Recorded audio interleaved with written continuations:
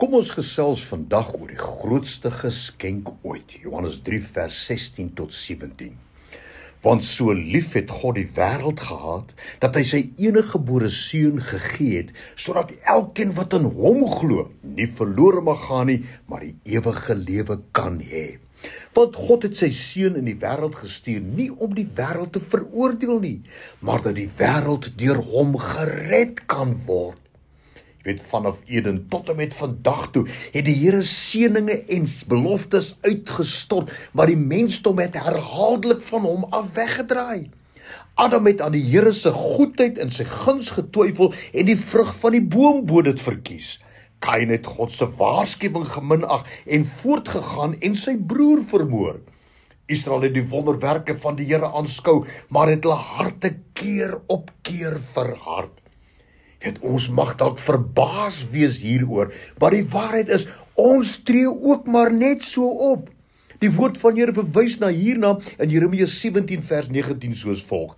Bedrieglik is die hart bo alle dinge, ja, verdorwe is dit, wie kan dit ken? Met van nature is die hele mensdom hardkoppig en rebels, en keer op keer weerstaan ons die Here. Maar tog het die Here ons nie aan die gevolge van ons rebellie oorgelaat nie. Toe al sy seëninge nie ons harte kon versag nie, het hy die grootste seën, die grootste belofte, die grootste geskenk aan ons gegee, homself.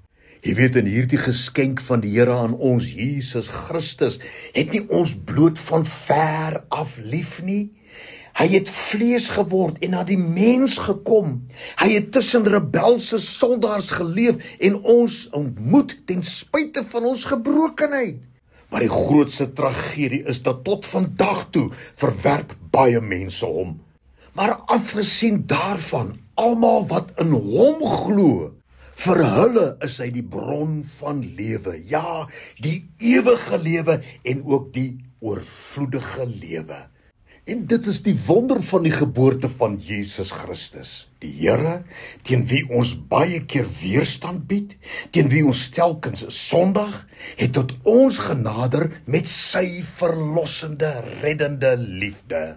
Dit is hierdie liefde van die Here wat die kern van die Kersfeesverhaal is. En ons baat elke dag by daardie liefde van die Here.